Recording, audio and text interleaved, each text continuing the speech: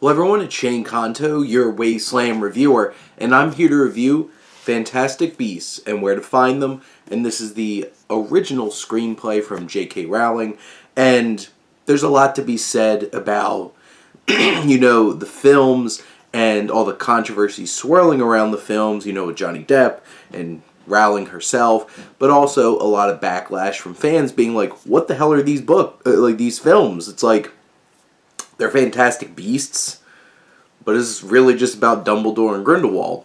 And, I was always a fan of the first one. I enjoyed the film. It was a fun time. It did have some darker edges to it, and it only briefly hinted at this big swing and where the story was going to go away from these fantastic beasts, but this one did focus on the beasts and introduce Newt Scamander, and you have Jacob Kowalski, who's his nomad friend, and you have Tina and Queenie. And if you strip it all away and just look at the screenplay here, I think these characters are really what sells it. Newt, we enjoy, he's quirky, but it's really Jacob who is the heart and soul of this story, and I loved the interactions he has with Queenie. They pop right off the page. And there's some solid romance going on between Tina and Newt as well. And, the general story of them chasing down all these different kinds of fantastic beasts, those are the fun parts of this screenplay. And it's the parts where it's like, it does get a lot more emotional and weighed down with the whole Credence thing. And I really wish that kind of that story just ended here and felt like it could just be moved on from, but of course they extend that and keep that going and add layers to it and try to make it even more interconnected in the other films.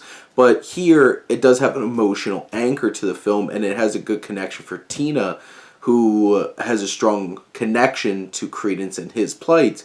Graves, I feel like, is a pretty underwritten antagonist here, and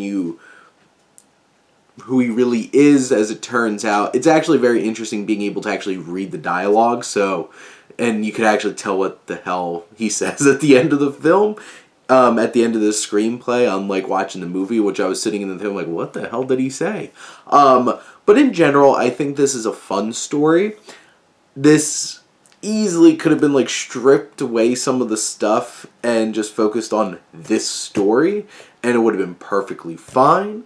And you could add a nice romantic kind of ending, and these characters could have moved on with their lives. But of course they expand and they get bigger, and we keep making them because money, and you need a new franchise. But I think this story is sweet and fun, and when it's focusing on the Fantastic Beasts and our characters at the center, I think it soars. Elsewhere, it gets bogged down by too many things, but in general, this was an easy, brisk read. I really enjoyed the interactions between these characters, and Jacob's quite the star. But those are my thoughts on Fantastic Beasts and Where to Find Them. Let me know what you think, and let's talk some books. But thank you as always for tuning in and supporting your Wasteland reviewer.